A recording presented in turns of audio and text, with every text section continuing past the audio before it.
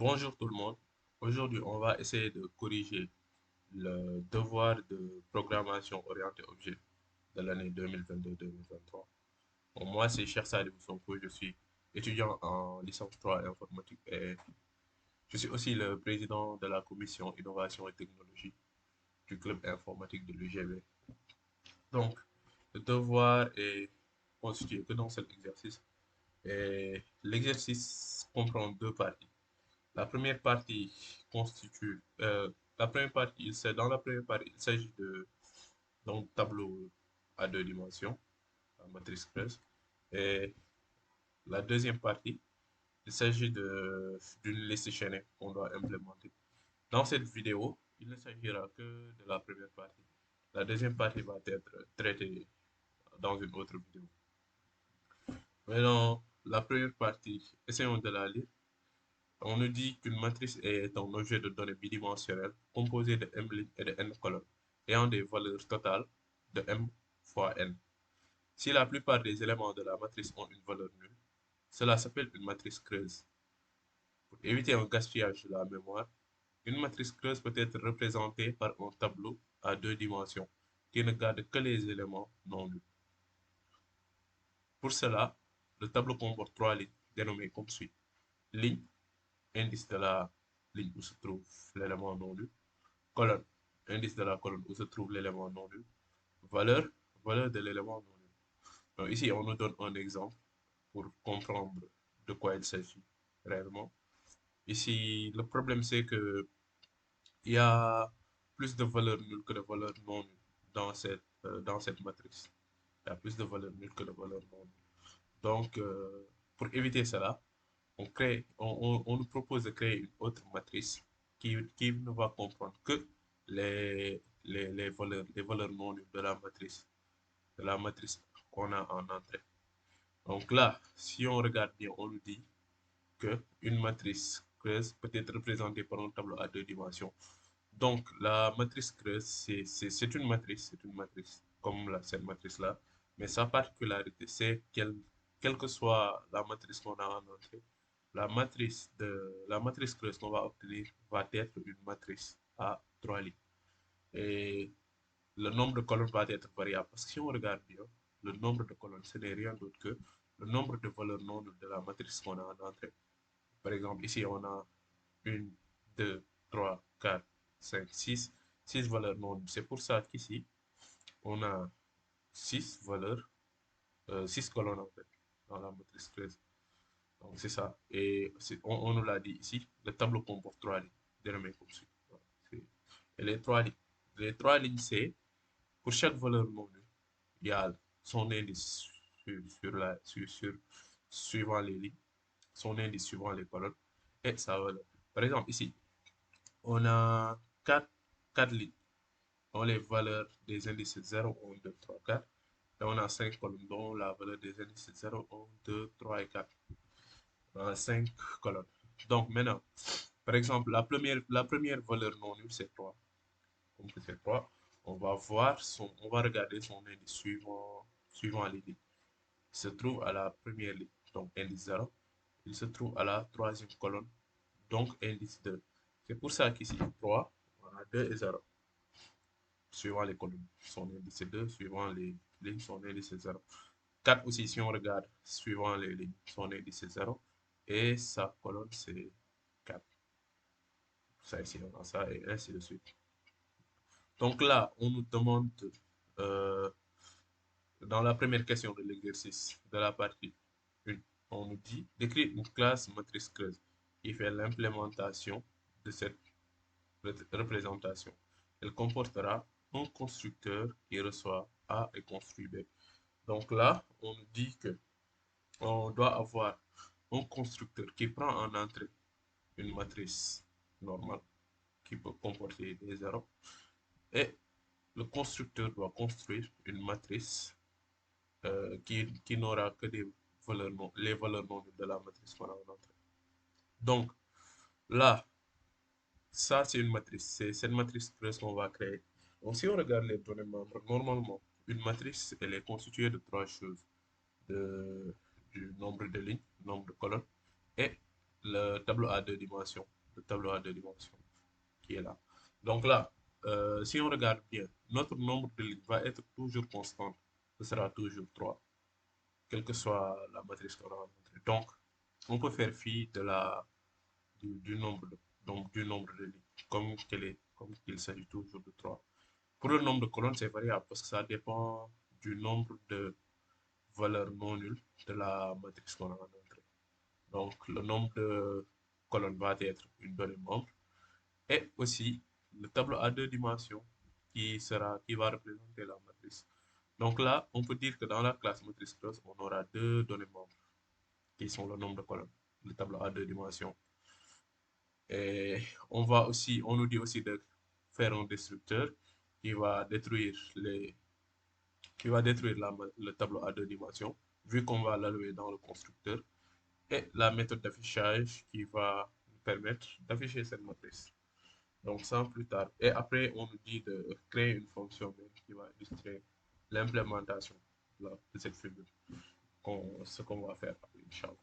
Donc là, sans plus tarder, on va commencer. On va ici créer un dossier. Je vais me déplacer dans mon bureau et là, je vais créer un dossier que je vais nommer devoir POO 2022, PO1 2022, 2022, 2023. Et là, dans ce dossier, je vais créer deux autres dossiers, partie 1 et un dossier partie 2. Dans cette vidéo, il s'agira de la partie 1. Là, je vais entrer dans le dossier partie 1 et je vais l'ouvrir dans mon éditeur de texte qui est Visual Studio Code.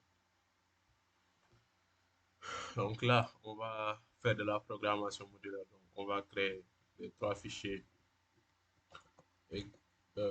main.cpp, le fichier matrice creuse.cpp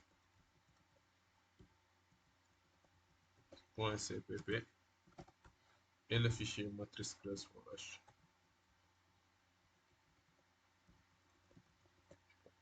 Voilà.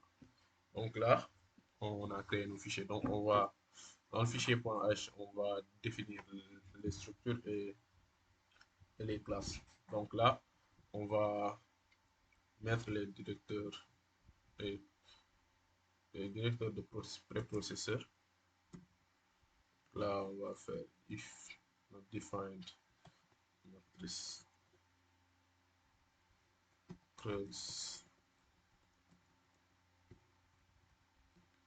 directive de préprocesseur h. Si cette constante n'est pas définie, définie là. Et if. Maintenant là, il y a une information qui ne nous est pas donnée, c'est la structure de cette matrice, la structure de la matrice d'origine. Mais on va juste considérer une matrice classique qui va avoir un nombre de lignes, un nombre de colonnes et un tableau à deux dimensions. Donc là, on va faire struct matrice. Struct matrice qui va avoir un nombre de lignes, un nombre de colonnes et un tableau à deux dimensions. Donc là, on a notre matrice. Maintenant, on va définir notre classe matrice creuse. Donc là, on fait classe matrice creuse. Voilà. Dans les données membres, on avait dit que ce sera le nombre de colonnes, le tableau à deux dimensions que j'ai int nb colonne et int étoile mat creuse. Là, on aurait pu faire, comme qu'on ici, comme qu'on connaît le nombre de lignes, on aurait pu faire ça, on aurait pu faire ça. Donc, ce sera une matrice qui va être constituée de trois lignes et un nombre variable de colonnes. Ou bien on peut aussi mettre 2 étoiles et après l'allouer dans le constructeur. Donc là, j'ai oublié de mettre private.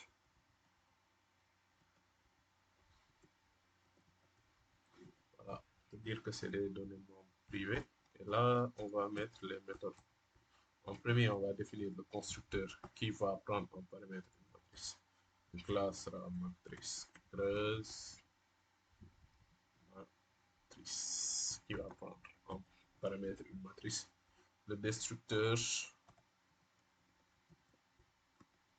qui ne prend pas de paramètre et une méthode affichée. Voilà. Là, on est bon. Maintenant, on va passer à l'implémentation de ces 3 méthodes. Là, on va inclure iStream pour les affichages. On va inclure notre fichier .h, matrice.h, et on va mettre using namespace std. Voilà. Là, on est bon. Maintenant, ce qu'on va faire, on va définir, on va implémenter le constructeur. Matrice creuse. Matrice.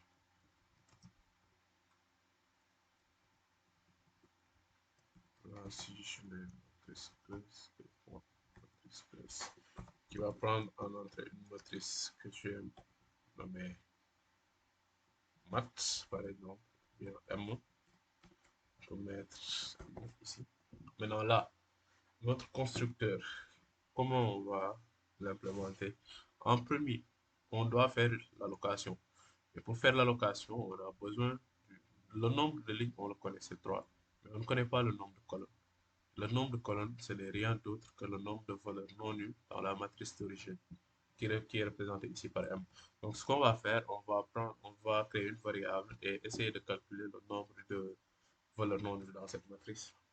Donc, int non null values qui est égal à 0. Donc là, on va parcourir la matrice M avec un parcours classique M.ligne. Ici, on va faire for int j est égal à 0, j inférieur strict à m.nombre de colonnes, j++. Là, ceci étant fait, on va tester if m.m qui représente la matrice, le tableau à 2 dimensions de M, de IJ. Si c'est différent de 0, ça veut dire que là, on a une valeur non nulle. On va incrémenter non null values. Non null values plus. Voilà. Là, c'est ça. Donc, à la sortie de ces deux boucles, on va avoir le nombre de lignes de la matrice. Le nombre de valeurs non nulles de la matrice qu'on a en entrée. Maintenant, on va allouer la matrice creuse. Tout d'abord, on va allouer les lignes. On va faire mettre ici pour différencier. Là, on va mettre mat creuse est égal à nous, int étoile 3. Là, on alloue 3 lignes. On alloue les 3 lignes de la matrice creuse. Donc maintenant, pour chaque ligne, on va lui donner un nombre de colonnes. Mais ce qu'on n'a pas fait, c'est qu'on a calculé le nombre de valeurs non nulles, mais ce nombre de valeurs non nulles représente le nombre de colonnes. Donc ici, je vais assigner nb colonne à non null values. Parce que le nombre de valeurs non nulles représente le nombre de colonnes de cette matrice. Après avoir fait ça, ici, j'ai alloué les 3 lignes. Maintenant, pour chaque ligne, je vais lui allouer un nombre de colonnes cases. Donc là, si je vais faire for int i est égal à 0, i inférieur strict à 3, i plus. Donc pour chaque matrice creuse de i, on va l'allouer. On va allouer le nombre de colonnes cases. nombre de colonnes fois des cases. On va allouer, par exemple, si dans ce cas, si ici on va avoir 6, on va allouer 6 cases pour chaque ligne. C'est ça. Maintenant, on a récupéré le nombre de colonnes, on a alloué la matrice creuse, tout est déjà alloué. Donc, maintenant, ce qu'on va faire, c'est le remplissage de cette matrice. Maintenant, quelle logique on va utiliser pour la remplir? Là, ce qu'on va faire, c'est qu'on va parcourir cette matrice.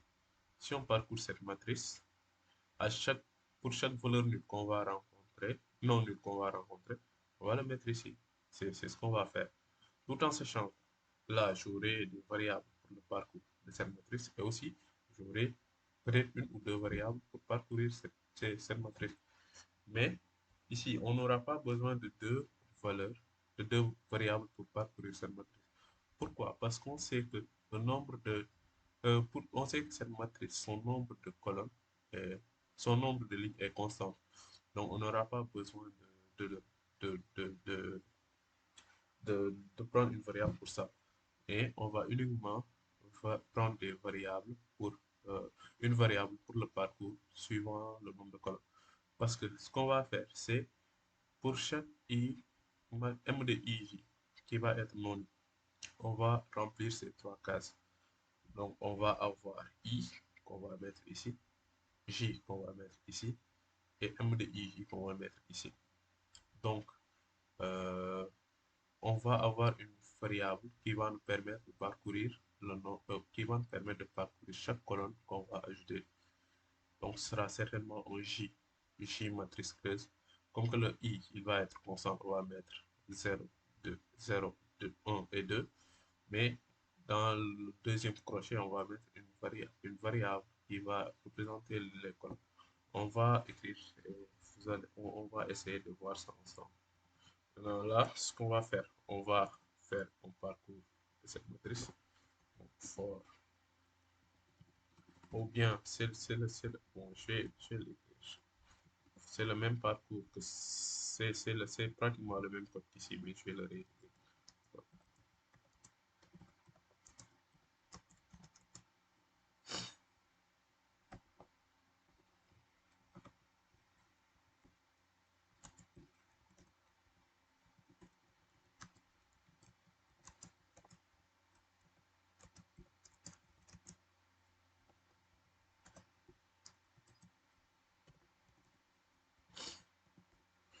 Alors, là, je vais faire mon test if m pour m de i. Là, je n'ai pas encore déclaré euh, le j qui va nous permettre de parcourir les cases de la matrice de donc, ici, je vais faire int j matrice est égal à 0 pour la première fois. Donc là, si m.m de ij, si c'est différent de 0, donc si c'est une valeur non, ce qu'on va faire, c'est on va remplir cette case, ces cases. Maintenant, comment on va la remplir? On sait que pour chaque valeur non, son i va être m mat creuse de 0 et l'indice de la colonne. Son indice sur la colonne sera j. J, ça va représenter l'indice de la colonne de l'élément. Donc, ce sera M1, ici, 1 crochet, la case qui va être remplie, la case courante. Et le 3 qui est la M de IJ ici, la valeur va être rangée dans mat creuse de 2 et la case courante. Donc là, ce qu'on va faire, c'est mat creuse de I, mat creuse de 0, J mat creuse. C'est égal à I, l'indice sur la colonne. Mat creuse de 1 et J mat creuse, ça va être égal à J. Et mat creuse de 2 qui va représenter la valeur J mat creuse va être égal à M de IJ. La valeur Parce qu'on sait que M de IJ, si on entre dans l'if, c'est que le M.M de IJ est différent de 0. Maintenant là, par exemple, pour la première fois, la première valeur, ce if-là, on va entrer dans ce if pour la première fois avec 3. Donc, 3i va être égal à 0, j va être égal à 2. Et actuellement, pour la première fois, j matrice creuse va être égal à 0. Donc là, i égale 0, j égale 0 et j matrice creuse égale 0. Donc ici, si on fait mat creuse de 0, j mat creuse. Donc, j mat creuse actuellement c'est 0, donc on va faire mat creuse de 0, 0. Mat creuse de 0, 0, c'est ça, c'est ici. On va y mettre i qui est actuellement égal à 0. Et mat creuse de 1, 1 c'est la ligne, c'est la deuxième ligne. J mat creuse c'est 0. Donc, deuxième ligne, première colonne, c'est ici. Et on va y mettre J. J qui est actuellement égal à ici 2. Ici, on est à cette colonne. Et mat creuse de 2. 2, c'est la troisième ligne. J mat creuse, c'est cet indice-là. Donc, on va, c'est 0, c'est la colonne 0. On va y mettre un point M de I. Un point M de I, c'est 3. Donc là, on va mettre 0, 2, 3. Et là, après avoir rempli ça, on va incrémenter J mat creuse. Comme ça, le J mat creuse va être ici. Comme ça, 4, quand on va rencontrer, sera la prochaine valeur non nulle. On va remplir et ainsi de suite, ainsi de suite. Donc, c'était ça le constructeur. C'est ce qu'il fallait faire pour le constructeur. Donc là, le constructeur, c'est 3 étapes. D'abord, on calcule le nombre de valeurs non nulles. On alloue le tableau à 2 dimensions de la matrice creuse. Et enfin, on remplit le tableau à 2 dimensions de la matrice creuse. Donc, c'était ça. Maintenant, pour le destructeur, euh, on va tout simplement enlever les allocations qu'on avait fait dans le constructeur. On va d'abord enlever les allocations dans les lignes et enlever l'allocation de la matrice globale. Donc là, comme d'habitude, on va vérifier si la matrice est différente du pointeur nul. Si tel est le cas, on va enlever l'allocation sur les lignes. Donc là, le nombre de lignes qu'on sait que c'est 3. C'est la même boucle hein, que celle-là. Ici, on va vérifier si if mat creuse de i, si la ligne aussi, si elle est allouée, comme ici on avait fait les allocations, si elle a été allouée, donc il faut le delete. Faut le delete. Là, après avoir déalloué toutes les lignes, là on va enlever l'allocation sur mat creuse, c'est ça. C'était ça le destructeur. Vu qu'on a fait des allocations ici, on va enlever les allocations ici. Maintenant, la méthode qui reste, c'est la méthode affichée. On va faire matrice creuse. Bon, c'est void. Matrice creuse affichée. Là, je vais d'abord afficher un message. Affichage de la matrice creuse.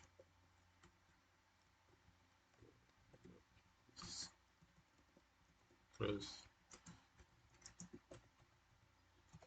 Là, et on va parcourir cette matrice avec un parcours classique. Oui, pour i allant de 3 à pour i allant de 0 à 3, pour j allant de 0 à nombre de colonnes. Après, on va afficher M, on va afficher mat creuse i. Donc là, on va faire for int égale 0. On sait que le nombre de lignes c'est 3. Et là, pour j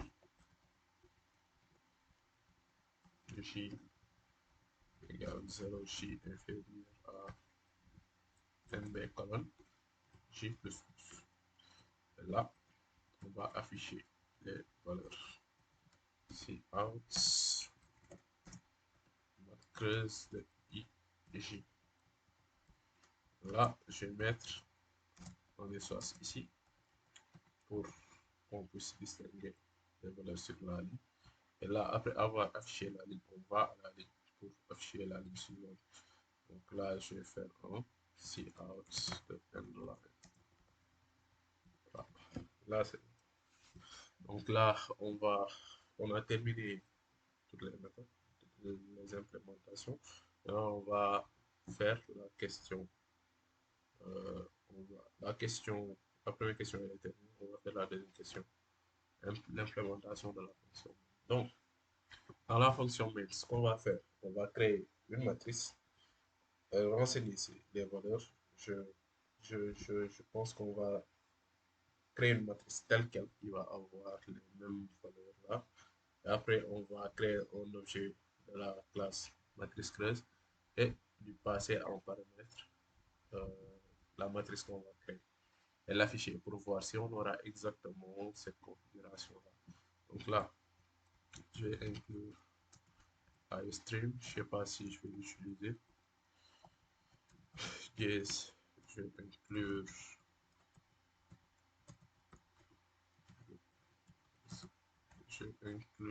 le fichier matrice creuse. Voilà, je vais faire using space std. Voilà. Là, j'ai déclaré la fonction main return 0. Là, c'est bon. Maintenant, je vais créer une matrice creuse, une matrice normale, puisque je vais nommer matrice, matrice que je vais nommer matrix. Maintenant, ici, le nombre de lignes c'est 5, le nombre de colonnes, non, le nombre de lignes c'est 4, le nombre de colonnes c'est 5. On va faire matrix, point, nombre de lignes c'est égal à 4, matrix, point, nombre de colonnes c'est égal à 5. Et là, je vais faire les allocations de notre tableau de dimension M. Parce qu'ici, on n'a pas de fonction. On aurait pu créer une fonction qui va créer la matrice. Mais comme il s'agit que d'une seule fois, on peut le mettre en place ici. Donc là, je vais mettre matrix.m. C'est égal à new int étoile de matrix.l. Maintenant, pour chaque ligne,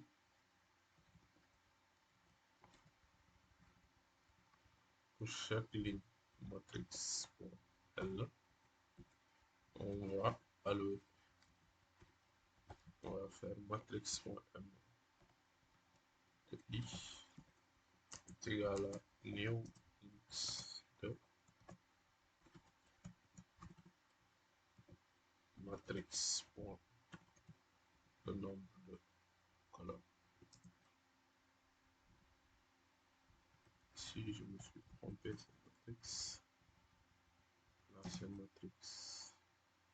matrix.c pour le nombre de colonnes. Donc là, ok, nombre de colonnes. Là, on a fait les allocations. Maintenant, on va remplir les valeurs telles quelles.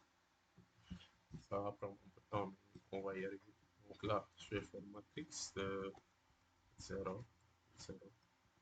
C'est égal à 0. Matrix.format.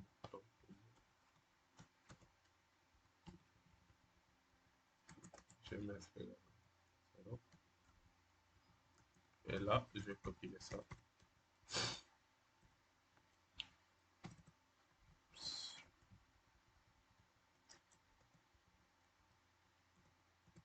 Là, on a 4, 5 colonnes. 1, 2, 3, 4, 5. Et là, pour chaque colonne, là c'est 0, 0, là c'est 0, 1, là c'est 0, 2, et là c'est 0, 3, et là c'est 0, 4. Ok, là on aura 4 lignes. Ici on va mettre 0, ici c'est 1, ici c'est 2, et ici c'est 3. Ici c'est 0, ici c'est 1, non, ici c'est 1, ici c'est 2, et ici c'est 3. Là, ça va être 3, 2 et 1. Et là, ça va être 1, 2 et 3. Là, ça va être 1, 2 et 3. Alors là, pour M de 0, 2, ça va être 3. M de 0, 2, ça va être 3. M de 0, 4, ça va être 4. Là, 5, 7 ici. 5, 7, c'est 1, 2 et 3. 7. Alors, ici, il n'y a pas de valeur non nulle. 2, 6 ici. 3, 1 et 3, 2. 2 et 6. Voilà. Là, donc, on peut essayer d'afficher notre matrice pour voir si tout s'est bien passé. Là, c'est un point matrix. Matrix point gondolie. Là, for x ici égale 0. Ici, c'est matrix point nom de colonne. G plus. Alors là, on va faire un cout. Cout pour afficher le même cout que la fonction affichage. On va afficher matrix.ij et concaténer avec un espace. Et là, après avoir fait l'affichage, après avoir affiché la ligne, on va à la ligne. Là, on peut compiler pour voir si ça marche. Si je fais g étoile.cpp-o et là, on voit que la location s'est bien passée, la compilation s'est bien passée. On va essayer d'exécuter ça.